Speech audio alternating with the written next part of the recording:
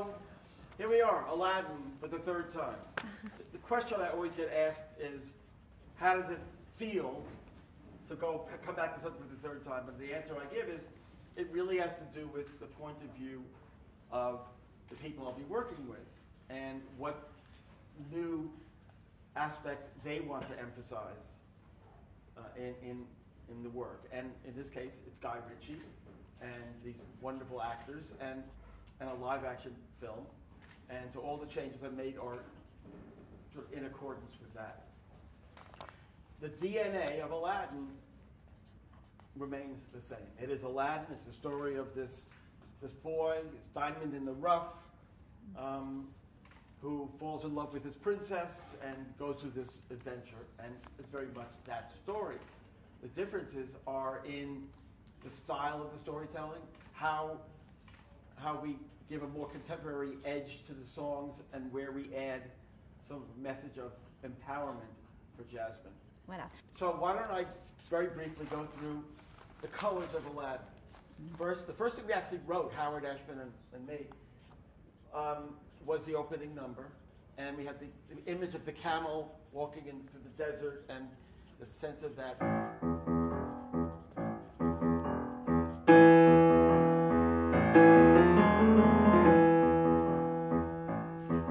Oh, I come from a land, from a faraway place, where the caravan camels roam. And of course it goes up to Arabian Nights, na, na, na, na. That just right there, is again capturing the Arab inflection. The next song is One Jump Ahead. Now, part of our original conception, which has remained, is an homage to Hollywood musicals. It's the Hollywood golden age view of the mysterious East. One jump, head of the bread line, one swing, head of the sword. I steal all what I can afford. That's everything. One jump, head of the sword. That's the original take. With Guy Ritchie, it's much more of a hip-hop feel to it, but it still is that intent. And then that heartfelt moment of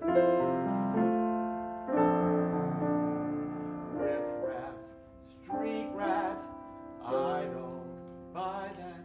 If only they look closer, would they see a poor boy no serene? They find out there's so much more to me. Now we add, for the live action movie, our first new moment, which is for Jasmine. And it's in the first part of it, she's feeling trapped. She has to remain speechless. And then later in the film, she says, I will not remain speechless.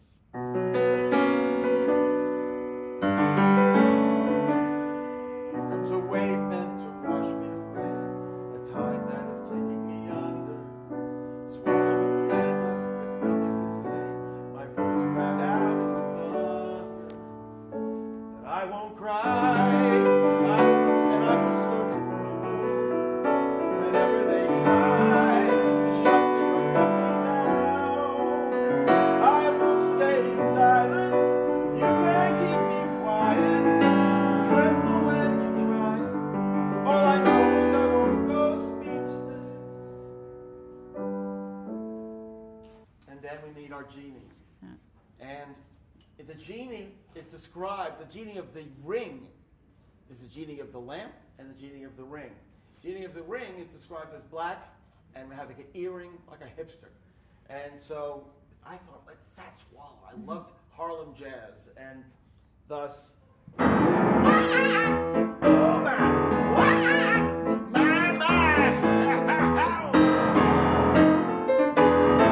well, Alabama had them 40 thieves, shadows on the end of 1,000 tales. But Mr. You in luck, it was up your sleeve. You want that, it's that stride piano Harlem jazz.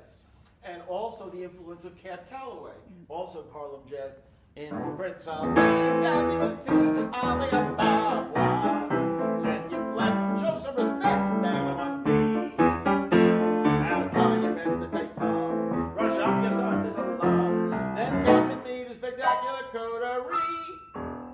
And of course, the Magic Carpet Ride, where I wanted the feeling of a romantic Spanish guitar and floating through the clouds. I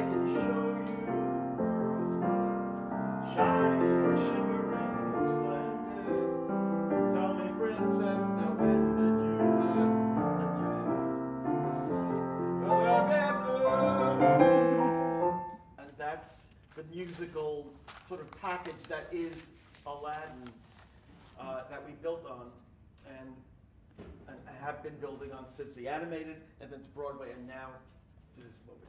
Yeah. One of my favorite songs was a song that Howard Ashman and I originally wrote for Aladdin.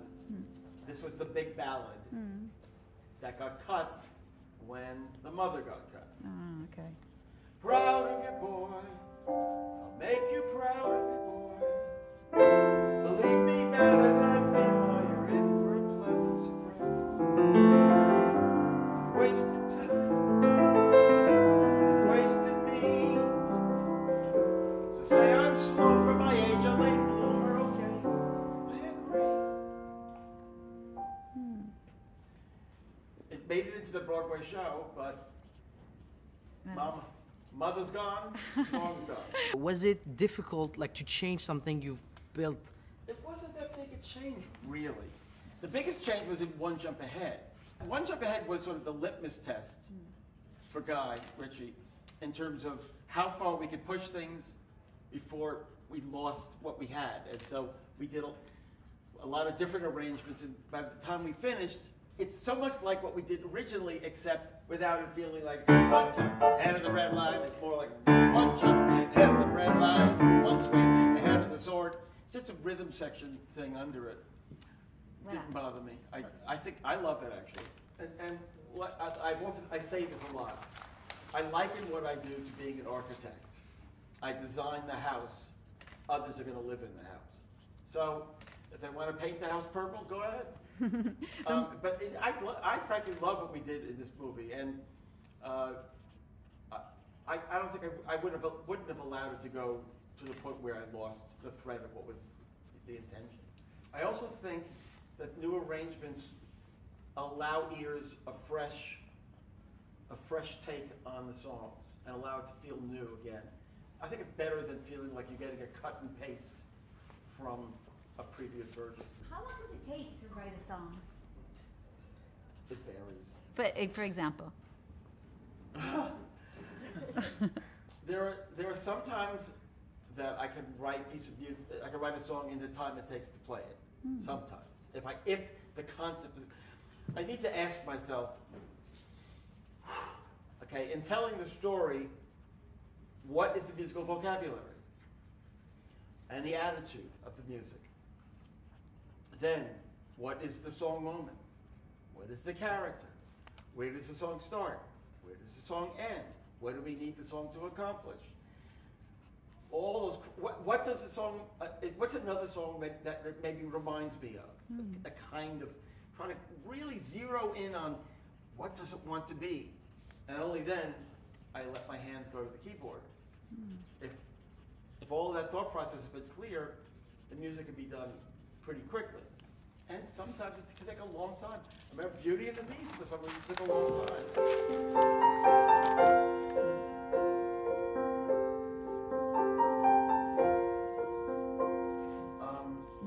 Why did it take long? We just weren't satisfied. It needed to have a certain very ephemeral quality. Again, it's just sometimes, maybe it's biorhythms, you know? I don't know what it is. Sometimes it comes quickly, sometimes it takes a long time. And sometimes you write something, you love it, and people go, I don't know if that's the one, I don't know. And then you could go through months of just writing and writing and writing. It happens. And you learn as a composer, the worst thing you could do is ever fall in love with your own material. And go, oh no, that's the one, that's got to be the one. Just throw it out and do another, you know, and you get results. Well, at the very beginning, it was discussed that we wanted to have a song for Jasmine. We had written the song for the Broadway show for Jasmine, but that's very much a stage number and very much in a Broadway style. So this was going to be a new assignment for Jasmine, so that's number one. Then what do we want for Jasmine? And there was a common opinion that a song of empowerment would be a effective song for her, and also it's a timely song for her. And then Ben Pasek here with the title Speechless, which is a great title. And you know, we worked together in the room. This was blending our styles, and they pulled me in certain directions. I pulled them in certain directions, and it wasn't not necessarily a quick process, but maybe it took a day to come up with a piece of music and a form that we knew was the form. And then when the lyric came in, we actually, you know, I demoed it. I got kind of knocked out by it. I said, this is a good song. And I was really happy with it. And once the song was completed, to be honest, the power of the song created a lot of work for everybody because it's a strong statement. So we really had to go back and look at the book and the structure of the entire movie to really lay what we call the dramaturgical pipe to lead to the song and to justify the song. And so it had a pretty big impact on the movie itself. How much did you work with Will to kind of keep the theme of what you had with Robin, but for him to create his own thing? Did you work with him? Nope. Oh. Will actually worked with my music team, and he knew what he wanted to do, and I loved what he was doing. So I just said, I'm not getting in the way here. Just let him go. And Will went. I mean, he innovated a lot, and it all works as far as I'm concerned. So I'm really happy with it. But I can't take credit for any of the new business that he does. It's Will. He's a very smart guy. It's more of a question for young composers. Look at the story. First of all,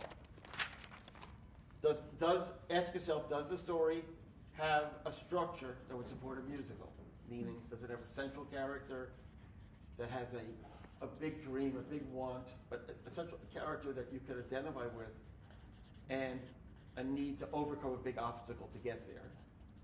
And second, is there an interesting, original, and compelling musical style that you can work within to tell the story and inform the story, so it'll give it a uniqueness?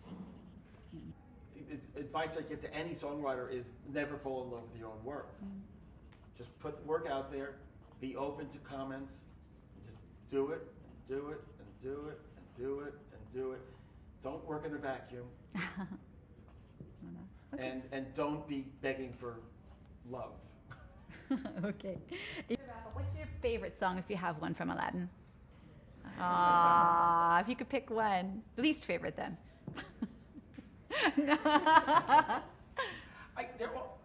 They are literally all my children. And I can't favor one child. The one I'm most likely to play first is Alabama. But Alabama had them 40 thieves, Shahrazad and 1,000 times. It's just so much fun to play. But, you know. But honestly, my new love. I